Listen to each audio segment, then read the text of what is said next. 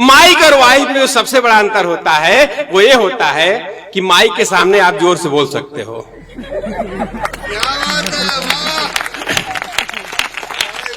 Wife के सामने जोर से बोलने की हिम्मत किसी की नहीं होती, चाहे वो 3 बार सांसद ही क्यों न हो जाए।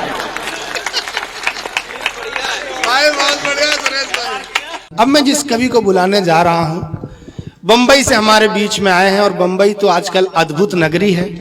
वहां पर सारी खबरें कंगना रनावत और उद्धव ठाकरे 2 ही लोग ले जाते हैं। जब देखो इधर से एक ट्वीट आता है, फिर उधर से एक ट्वीट आता है। ट्वीट के चक्कर में फिर ऑफिस तोड़ दिया जाता है। मतलब अद्भुत ही कहानी इस देश में चल रही। बंबई वाले बहुत बढ़िया काम करते हैं। भाई सुरेश मिश्र को मैं आमंत्रित कर रहा हूं, बंबई से आए हैं। पैरोडीकार हैं। पैरोडीकार का मतलब समझते ही होंगे आप, नहीं समझते होंगे तो वो समझा देंगे आके। जोरदार तालियां बजाकर सुरेश मिश्र जी का। भाई हर बार रिंकी यादव, मनोज यादव, विनोद यादव, ये यादव वो यादव बोल रहे थे, तो हमारे बगल में प्रताप फौजदार जी बैठे हुए थे। उन्होंने तो जोर से कह दिया कि यार सब यादव ही लोग स्वागत कर रहे हैं, इतने यादव कहां से आए। मैंने कहा प्रताप भाई हम लोग रास्ते में आ रहे थे, आपने देखा नहीं वहां लिखा था यादव मैन्युफैक्चरर्स। नहीं, सिर्फ हंसने से काम नहीं चलेगा। अगर बात आपके मन की बात हो तो तालियां आनी चाहिए। मैं अपनी बात कर दूं, मैं इतना कॉन्फिडेंस का कवि हूं कि 2.5 घंटे आपको सुना सकता हूं, अकेले 2.5 घंटे सुना सकता हूं, लेकिन सुनाऊंगा नहीं। मंजू दीक्षित जी ने मुझे बुलाते समय कह दिया था उससे 10,000 रुपए कम लेना। कॉन्फिडेंस का कवि इतना हो कि पूना में गया, पूरा ये तो छोटा सा मैदान है, पूरा लंबा सा मैदान खचाखच भरा हुआ था, लाखों लोग आए थे। मैंने सुनाना शुरू किया और 2.5 घंटे लगातार कविता सुनाया साहब। सामने एक ही आदमी बैठा, सामने एक ही आदमी बचा। मैंने जाके उसके पांव पकड़ लिए, तू ही मेरा फैन है, मेरी कविताओं का फैन है। उसने कहा फैन वैन को मारो गोली, बंद करो, तो मैं माइक वाला हूं, माइक लेकर जाऊं। यहां ऐसी स्थिति नहीं है। आप लोगों के बीच में ऐसे मजा आ जाए तो आनंद लेते रहिएगा, मजा लेते रहिएगा। क्यों? क्योंकि ताली बजाने के लिए मैं बार बार नहीं कहूंगा साहब। मैं भैया मैं पहले ही बता दूं कि माइक ताली बजाने के लिए नहीं कहूंगा, क्योंकि नासिक में गया सारे लोग उछल उछल के ताली बजा रहे थे। सामने एक आदमी बैठा, वो ताली नहीं बजा रहा था, ताली नहीं बजा रहा था। मैंने कहा भाई साहब आप ताली क्यों नहीं बजा रहे हो?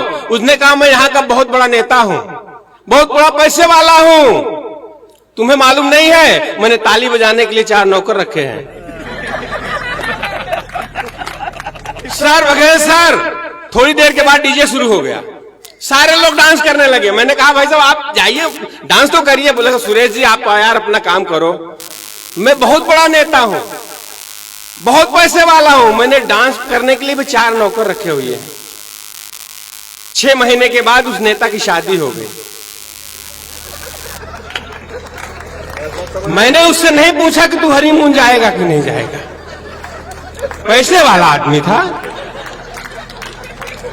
एक रात आप ठहाके तो खूब आ रहे हैं, लेकिन तालियां नहीं आ रही हैं। ताली मुझे लगना चाहिए कि हाँ आप समझ रहे हैं।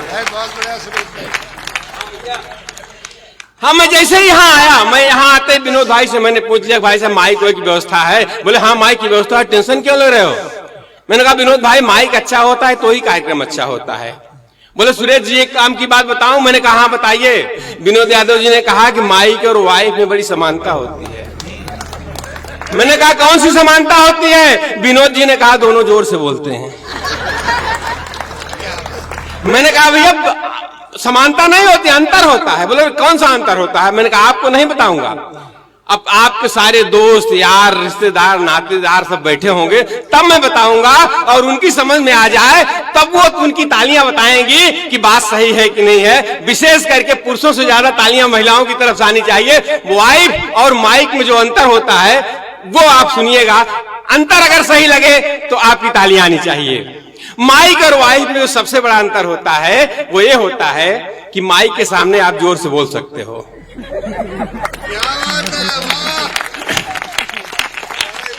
वाइफ के सामने जोर से बोलने की हिम्मत किसी की नहीं होती, चाहे वो 3 बार सांसद ही क्यों न हो जाए।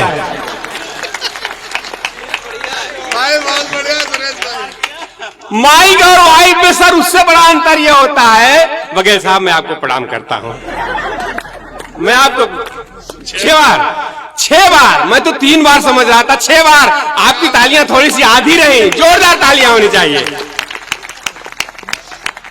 जी सर, जो सबको पिला दे तेल, सबका निकाल दे तेल, उसका नाम है बघेल।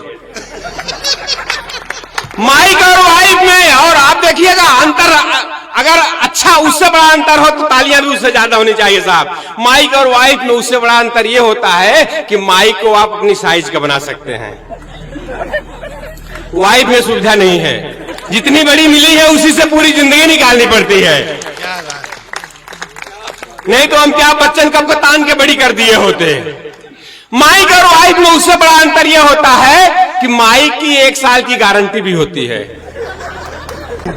1 साल में अगर बिगड़ जाए तो दुकानदार के पास जाओ, रिप्लेस करके नहीं दे देता है। वाइफ में ऐसी सुविधा नहीं है। माइक और वाइफ में उससे बड़ा अंतर यह होता है कि अगर आप चाहें तो एक साथ में 3-4 माइक का इस्तेमाल कर सकते हैं। समझ में आएगा तभी तालियां बजेंगी, मुझे मालूम है। माइक वाइफ में सुविधा नहीं है। माइक और वाइफ में उससे बड़ा अंतर, कुंवर भाई आपके भी कोर्स की बात नहीं करूंगा तो लोग समझेंगे इनके बारे में कुछ बोल ही नहीं रहे हैं। माइक और वाइफ में उससे बड़ा अंतर यह होता है कि अगर आपका माइक बिगड़ जाए तो पड़ोसी का माइक लेकर इस्तेमाल किया जा सकता है। वाइफ में सुविधा नहीं है, नहीं तो हमारा भाई रोज अपना माइक बिगाड़े रहे। और जो सबसे बड़ा अंतर है, वहां तक आपका दिमाग पहुंचे, मुझे मालूम है पढ़े लिखे लोग बैठे हैं, वहां तक दिमाग पहुंचेगा। अगर सबसे बड़ा अंतर मैं बता रहा हूं, वहां तक दिमाग पहुंचे तो बताइएगा कि माइक और वाइफ में सबसे बड़ा अंतर यह होता है कि माइक जब बिगड़ता है तो बोलना बंद कर देता है।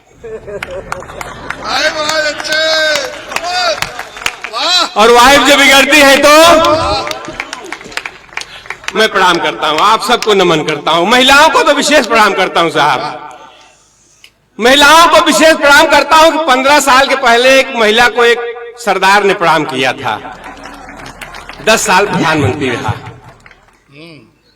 इसलिए मैं प्रणाम कर लेता हूं कि पता नहीं कब इनका आशीर्वाद मिल जाए। आप प्रणाम इसलिए भी करता हूं कि होली पर लेकर पिचकारियां निकलती हैं, होली पर लेकर पिचकारियां निकलती हैं, घूंघट का लात पटोरे नारियां निकलती हैं। अपना देश तो वह देश है यारो जहां चूड़ियों से भी चिंगारियां निकलती हैं। वाह क्या बात है। ज्यादा ताली बजाने की जरूरत नहीं है, मेरे घर में भी चिंगारी निकलती है। मेरी पत्नी 1 महीने के लिए मायके गई, वापस आई तो मैंने प्यार जताने के लिए पूछ लिया कि 1 महीने में मेरी भी कभी याद आई थी? उसने कहा हाँ आई थी। मैंने कहा कब आई थी? उसने कहा रेलवे स्टेशन पर कुली नहीं मिला ना तब याद आई थी। कोई जवाब ही नहीं दे साहब। एक दिन मैं भावुक हो गया। मैंने कहा तुम ही मेरी भावना हो, तुम ही मेरी कामना हो, तुम ही मेरी आराधना हो, तुम ही मेरी सब कुछ हो। मेरी पत्नी भी सेमी कवित्री निकल गई। उसने कहा तुम मेरे रमेश हो, तुम मेरे दिनेश हो, तुम मेरे मुकेश हो, तुम मेरे मायके वाले महेश हो। कविता लिखना ही बंद कर दिया उनके सामने साहब।